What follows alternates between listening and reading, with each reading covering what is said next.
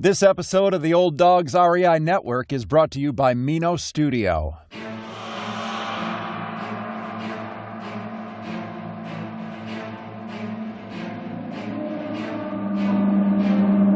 In a world where jobs are how most people make money, one man, one desire, one challenge dares to break the mold. Welcome to the Old Dawg's REI Network, where we don't work for money. Money works for us. Coming soon.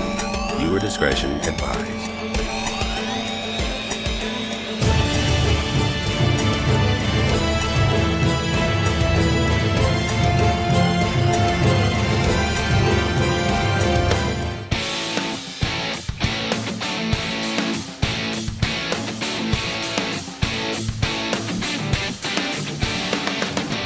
Welcome to the Old Dawg's REI Network, where cash flow is king. Real estate investing, the means, so you can enjoy your retirement dreams. This is the show where we cut right to the chase. No sales pitch, no long monologues, just simple how-to real estate investing advice, so you can earn the passive income you need to enjoy your retirement today. And now, your host and chief Old Dawg, Bill Manassero. Welcome to the Old Dawg's REI Network. I'm your host, Bill Manassero, and this is the show where 50-plussers and anyone else who wants to join us get solid, no sales pitch real estate investing advice to help generate real cash flow.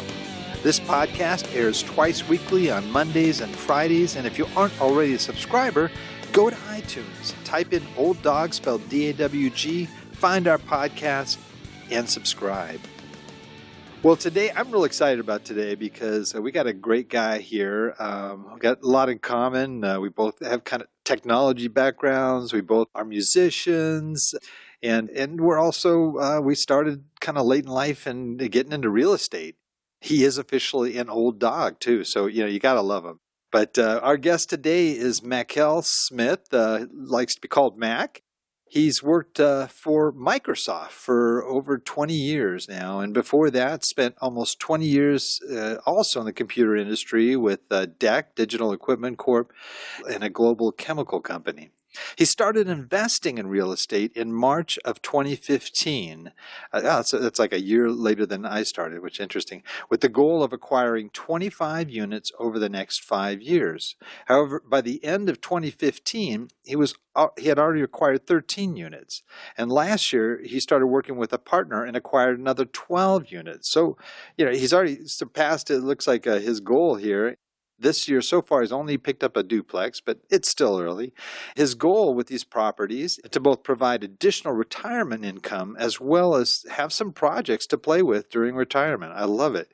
Currently, Mac and his partner are looking at acquiring some larger properties, 25 to 100 units, and potentially looking at syndication deals.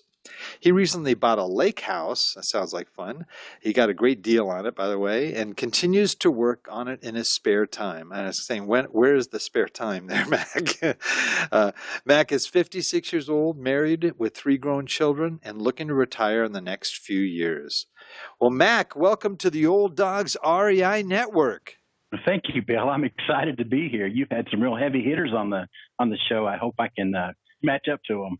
Oh, well, you already do in my book, Mac. Definitely. It sounds like you've had a great run of things. You're looking at real estate like a lot of us are as a means to be able to supplement your retirement. And also, me, I can't even imagine what retirement is, to be honest with you, because, just not doing anything, maybe collecting seashells, but it does not sound like fun to me.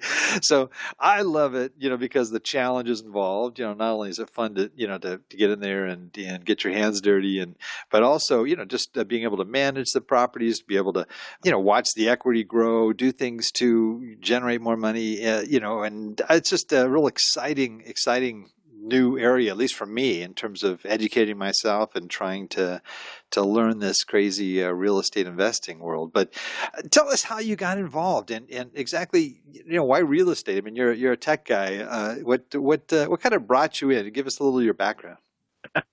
Well, I kind of got started in a sort of a goofy way, I guess you could say. I bought the lake house out there a couple of years ago, and I didn't realize it was a huge house. So my house that I moved from was about 3,200 square feet, and this one's almost 6,000 square feet. Gee And whiz. it's a big house. And when I got out there, I didn't realize that the utilities were very expensive. So the first summer I was there, I think the electric bill was about $950 a month, and it is not serviced by gas, so I had to buy propane for it, and the propane costs are about $4,000 per year. And so the first thing I did was I put solar panels up on the roof, and it looked like a pretty good deal. It was about a 12-year payback on those with the rebates the government gave you. So I thought, hey, this is great. So the next thing then was I need to look at geothermal. But when I started looking around at geothermal, it's going to cost me about $100,000 to put geothermal in out there because of the way the land is. And, I really just sort of started thinking, I'll bet you for $100,000, I could buy a rental property and probably make enough cash flow off of it to pay, some of the utilities. And that's kind of the impetus that got me started thinking along that path. And it was about a month after that, I started looking for properties, and about a month after that, bought my first property. And sure enough, it's way more than paid for my utilities over the past couple of years. God, that's great. Now, you mentioned a lake. What lake are you on, if you don't mind us asking? Well, I live in St. Louis, and I work in St. Louis. My house is actually in St. Clair. It's about 35 miles west of St. Louis, and it's a really small lake. It's about 100 acres, and my house butts right up to the lake. I got a great deal on it. The guy had an indoor swimming pool. Oh my really goodness! And so I've been going through and fixing everything up, and I've got it just about the way I like it. It's just a wonderful place. Now, you can just keep it as a vacation home, or are you thinking after you retire you want to move in there? I actually was just going to use it on the weekends and then kind of use it as a vacation home, but I ended up selling my house here in town, and we're actually moved in out there now. Really? Wow! What a kick! Yeah, it's awesome. Oh, man. So you can work on it 3 a.m. if you want, I can. If your wife will let you. Right. Power tools buzzing in the background. No. Exactly. Oh, what a kick. What a fun little adventure there.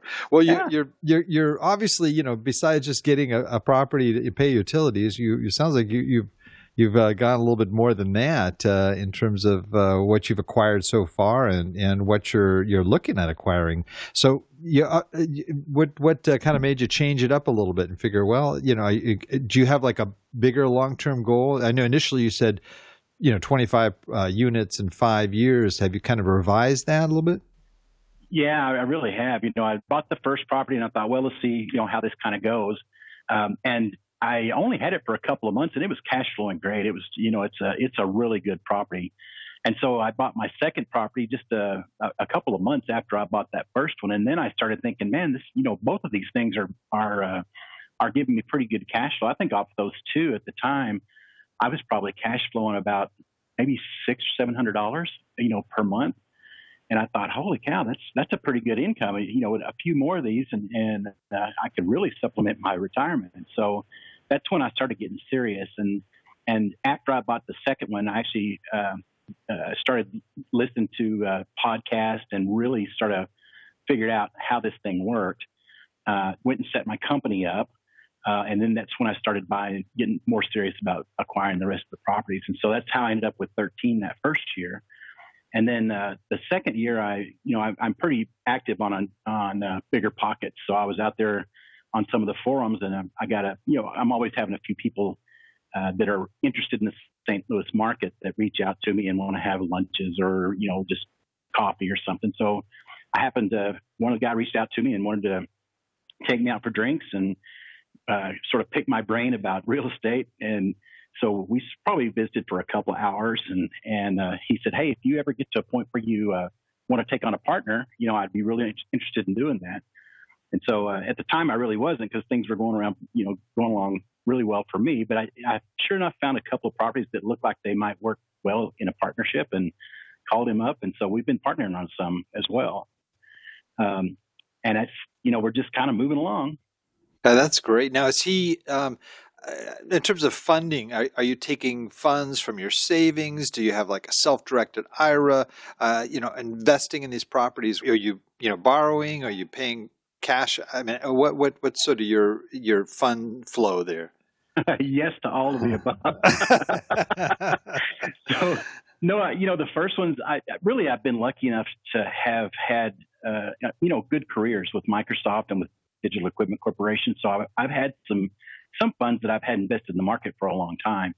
And so when I first started investing in real estate, I kind of looked at it as, I'll just move some of the funds I've got in the market into real estate and sort of diversify my holdings a little bit. And so the first property I used just to, maybe $30,000 as a down payment out of those funds. And then the second property I actually went ahead and paid cash for. And then after that, I would cash in Microsoft stock or some other stocks, and I would sort of acquire properties that way. But before long, I got to where I was beginning to get more and more in real estate, and I was afraid I wouldn't be as diversified as I wanted to be. So actually, whenever the partner, I took the partner on, one of the things that he wanted to do was provide the down payments on the properties and have me, he would finance my half of the down payment. And so I would actually go get since I had a good relationship with bankers, I'd go get the loans in our company name and do all the paperwork and get that piece all done. Plus I had the relationship set up with the property management company. So I just kind of pull it into the rest of the properties I had. And then he's a very passive investor. And it works really well that way. And the other thing I've done on a couple of properties as well is, I told you I paid cash on that one property. I eventually went and used it as collateral for a line of credit. So I've got a line of credit against that property that I can use to buy additional properties and then fix them up and refinance. And then I also took some additional Microsoft stock and used it as collateral on another line of credit. So I've got just multiple ways to go get cash and play with real estate. All kinds of creative funding there. So you're looking at ahead. In your bio it mentions how you're looking maybe up to 25 to 100 units. That's definitely gets into a different ballpark, and you're talking properties, multiple millions of dollars. And so it's, you mentioned you're looking at syndication as a possible means on those properties to be able to fund those. Is that right? It is. I've got, I've made not only in my real estate things that I've been doing, but also I've been around the tech industry for a long time. So I've met a lot of people that are invested in the stock market as well. And so a lot of them have watched with interest in what I've been doing with real estate. And so, a number of them have expressed interest in getting involved with me, in different ways in the future. And the properties I've bought, they've all been multifamily. I haven't bought any single family properties, but they're plexes, triplexes, and quads. So I haven't bought anything bigger than a quad yet. But the problem with that, and I could continue to do that, to be honest with you, and just, get 30 or 40 houses, however much I wanted to get. But, the thing you run into is you have multiple, you have multiple taxes you have to pay on those things. You've got insurance that you have to keep up. You've got multiple roofs that all that's under, and there's just some efficiency and scale whenever you start moving into some bigger properties. And so the fact that I've got good contacts in the tech world as well as in the real estate world, and I've got sort of the smaller properties under my belt, I think the next move is to move into a few larger properties and sort of get some of that economy of scale. Yeah, that's one of the things that I realized too. I started off actually a couple of single families, a couple of duplexes, and I found out really early on the duplexes, I'm paid the same amount for the duplex that I did for the single family, and yet I get twice the income. I only have one roof to deal with. You could see it on a real simple basis, even with a duplex. So I totally get that, and I'm in the same frame of mind now. Really, as and I totally respect any folks that want to do just single families, that's great. It just, for me, it becomes sort of a bookkeeping nightmare just to be able to track all of these, not only, the expenses and, you've got vacancies and what have you, but, all those property tax bills. I'm in some cities where it has a city property tax and a county property tax. Right. So I got 2 property tax payments there, and then I have, plus the insurance, plus, whatever else you need repaired. And I mean, it gets really, really nebulous after a while. You've got all these different places you've got to track. And, for one person, it gets kind of now I have property managers that help, which really makes it different. Do you manage your own properties, or do you have property managers? No, I've got property managers. I've actually got 2 property management companies. I just used one for a long time. And then I started thinking, I probably ought to mitigate my risk a little bit. So I pulled in a separate company, and then that gives me the ability to sort of play them off against each other from time to time. If I get a new property and I want to see if I can get a better deal, I might say, hey, I've got a new property. Who wants to manage it the most, and what kind of deal will you give me? That's great. That's great. Well, in the time that you've been doing this, and it looks like only a couple of years here, you must have encountered some mistakes, things that you've done that I don't look at mistakes as a negative thing. To me, I think it's a great learning vehicle and a great way to learn.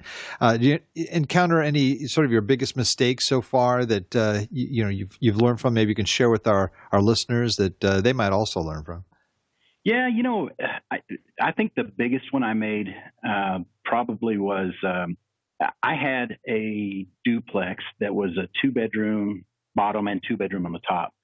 And I listened to my property manager. He said basically, hey, if we take that front room and we add a closet, we can actually make that a 3-bedroom apartment. And that will get you an extra $100 a month in rent. And I got to looking at the apartment. I thought, holy cow, I can probably build that closet for, I don't know, a couple of $100. And so I was thinking, man, that's a great idea. The thing that I didn't think through, and the thing that you have to really think about in whatever market you're in, is the time of year and the type of property that you've got on hand, right? And so I didn't think about or really even realize that going from a 2-bedroom to a 3-bedroom probably puts you into a different tenant base than I was used to. And so a 3-bedroom, what you normally find, at least in St. Louis where I invest, the 3-bedrooms are normally families. And the time of the year that this happened to be about end of October. And so if you think about it, school's already started. People are pretty much settled in. The chance to move someone in, especially a family, after school started, is pretty low. And so had I left that the way it was, and I was getting about $550, $600 a month rent, and I was looking at maybe getting as much as $850. And so by going ahead and putting that couple of $100 in and making that a closet and doing a little bit of other work, I really put myself out of the market for 5 months. So I didn't have a renter in there for 5 months until school actually was close to being, out, and then I could place a renter. So, it's something that I now sort of step back and think about before I jump in and say, oh, well, let's make some extra money here. I want to think about the actual tenants that I'm going to get and what time of year it is and some of those other things. So, I cost myself a little bit there, but not a huge loss. And like you say, I've learned quite a bit from doing that. Yeah, that's a real good point. And a lot of people don't think about it, but there really are seasons for renters. And you were also moving up to the holidays there. You got November, December, which traditionally are one of the worst rental periods to find new renters. So that probably added on to that too. A good point there. How about biggest success? What thing did you do that really turned out maybe even better than you thought in your investing? I've got to say that the first 2 houses that I bought, even when I bought them, I bought them in my own family name. So I bought them under Mackal Smith. Eventually moved them under my company when I wanted to make sure I was protecting those assets a little bit. But those first 2 purchases, I would say, are probably the best things I did. And that was, I didn't even do a ton of analysis on them the way I analyze properties now. I did look at them though and say, these are high quality properties. They're finished off nicely. I think I can put some decent people in here. And I thought what the debt service was going to be on, as I was buying them. I didn't really think about all the things that I would think about now, but I knew that I could make pretty good money off of them. And those things have just been awesome assets for me. I had to put very little into them. And they're basically just cash cows, and they both were done, finished off really nicely. And I've had the same renters in there since the very beginning, and they've just been great buys. Oh, that's great. Now, you mentioned you kind of looked at the properties a little bit differently as time went on. Did you have like different criteria when you first started, or did you sort of develop that as you went along in terms of what you're specifically looking to get out of it in terms of cash flow, what maybe your cash on cash return, things like that? Yeah, really, I didn't think about any of those. Well, I did think about cash flow because I wanted to make sure that I was at least getting enough money to cover utilities back at the lake house. But I didn't really think about things like capital expenses versus operating expenses. I did have the idea of, a lot of people would look at, hey, I'm going to make $100,000 investment and I want to see what kind of return I'm getting off of that. But you're really not making that investment. The bank's making $80,000 and you're making a $20,000 investment. So that's when you start thinking about what's my return on that $20,000 that I actually am putting at risk myself. It's a little bit different than looking at, the whole $100,000. And so I didn't think about those things at the beginning. I thought more in terms of, sort of like a homeowner would. I've always just bought my own home, and I felt like, I'm spending this amount of money. And the reality is it's not that amount of money. The money that you're putting in, your own money, is the cash on cash return that you need to be a little more concerned with. Now, are you buying older homes, newer homes, C category homes, B category homes, or do you have sort of a variety there? No, I've got a pretty good farm area down. It's actually in the city in St. Louis. They're all, I would say that they're C plus properties, and they're all in the same general area. There's an area that's sort of just off the up and coming area of downtown. And it's the place where things are moving toward, and that's where all my properties actually are. And right now they're sort of C properties, but I would say that most of them are probably in terms of finishes and everything, they're probably close to the top of that C area. And so as it gets more gentrified and get different class of people kind of moving in there because things are developing, then those properties are actually, the rest of the properties will kind of come up to the same standards that those are. Do you put a lot of work into the properties in terms of rehab or upgrades? It kind of depends on the first few that I bought. I didn't. After that, I started looking at more, a little bit more undervalued properties, which meant that, as I bought them, I ended up having to put, like, on most of them, I've had to put roofs. I've had to do tuck pointing.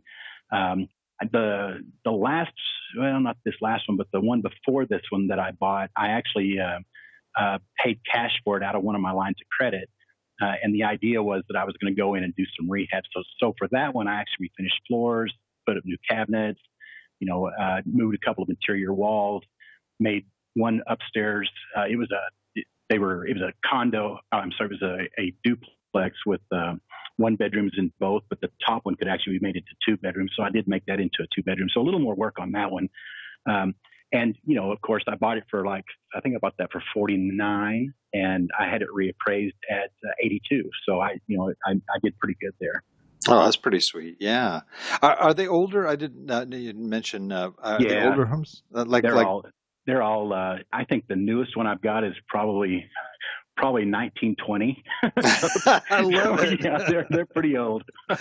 Yeah, I got a couple of old ones too over in Indianapolis. So I actually like they build them pretty well. Especially if you get a brick, something that's brick too. That's great. Yeah. But now. Just looking at this, we've got folks that are listening that, are either toying with the idea, or maybe they've got a property and they want to move forward. What kind of advice would you give to, those other 50-plussers out there? Because, we're concerned. We know we're going to have a fixed amount of income in a retirement, and, we've got our nest egg, and we want to really be careful with that because, you just, you want to make a good decision. What advice would you have for those 50 plusers out there that are considering getting involved and how would you recommend that they do get involved in real estate investing?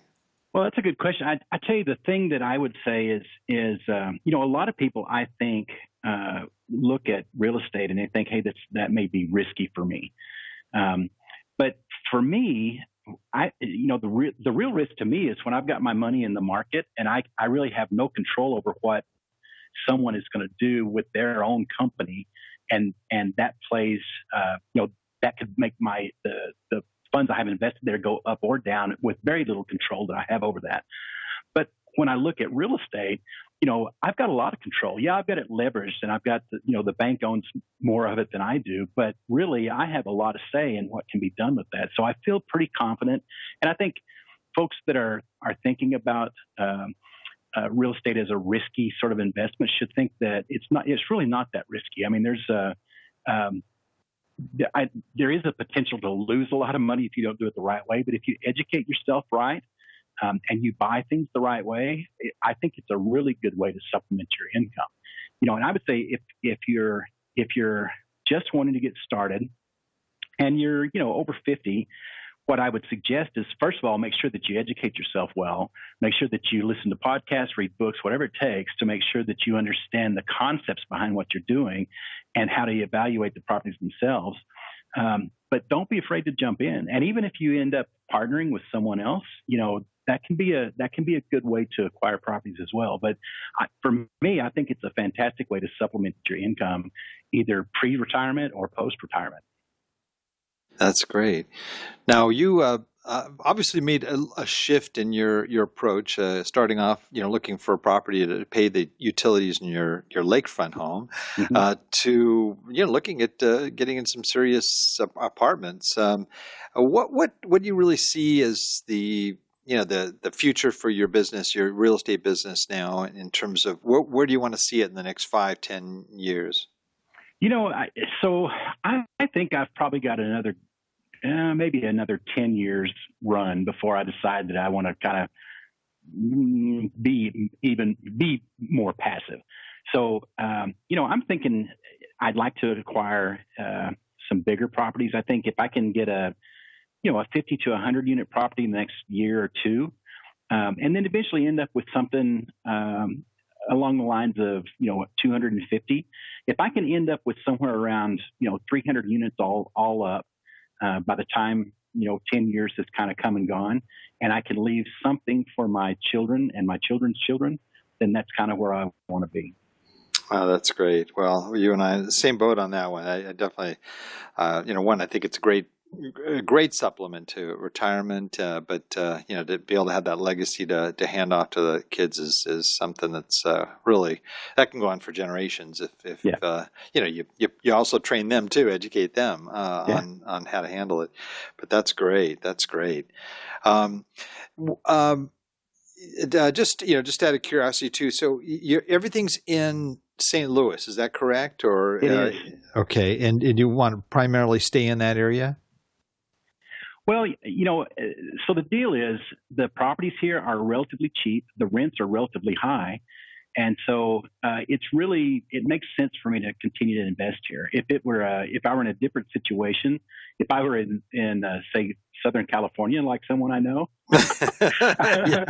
I might seriously consider, investing someplace else. But, I've got it pretty good here. St. Louis is a really good market for investment. And I feel good about being able to go, there's something to be said for being able to drive out and look at those properties and kind of count your blessings there from time to time. That's great. Well, I mean, St. Louis is on, the number of lists in terms of top emerging markets, and it seems like there's good, strong job growth and a pretty solid economy. And like you mentioned, the cheap properties, high rents. I mean, that's a lot of the right stuff to have in place. Yeah, so, exactly. I don't know why you'd want to move. That sounds fantastic. Well, we are zipping along here on time, and I want to get a chance to get some more questions in on you. We have this little section we call the Wrap It Up section, where I ask you a series of quick questions, and you answer as quick as you can in terms of resources and so forth that you might be able to share with our listeners. So if you are ready, we can go ahead and do our little Wrap It Up area. Are you ready? I'm ready. All right. Favorite real estate book? I'm just going to say that I think everybody's read it and everybody says it, but Rich Dad Poor Dad really changed my life quite a bit. So for me, that's got to be it. I think that's got to be required reading for anybody interested in looking at real estate. That's great. How about your favorite business book? Gary Keller wrote The One Thing and Jay Papasan, and it's made a big difference in the way I look at things. So I'd say The One Thing. Oh, that's great. Great. I love that book too. Jay Papasan's going to be on the show soon. Yeah. So that's I think, awesome. Yeah. So I think it's going to be like right around the same time, a couple of shows actually before you come on. But great. How about most valuable website for success? For me, it's got to be Bigger Pockets. That place is just awesome. Yeah, I got the same answer. they're fantastic. I love They really are. Just so much good information, all free too. It's just great. Okay, you're tech guys. You might have a good answer for this. Favorite app? So the one that I use the most and I get the most value out of is Mile IQ. Have you heard of it? What is it called again? Mile IQ. Mile IQ. Okay. Yep. I'm not sure.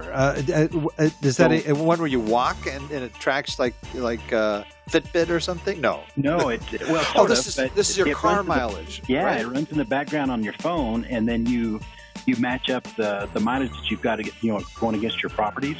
It's really simple to keep track of your mileage that way, and that used to be a big hassle of mine to try to keep track of it, and it completely alleviated that for me. That's cool. So you just click it, and like when you start, or something, or push a. Don't even have to do that. It runs the whole time in the background, and it basically comes up and says, "Hey." After a while, it sees, like when I go to church, it auto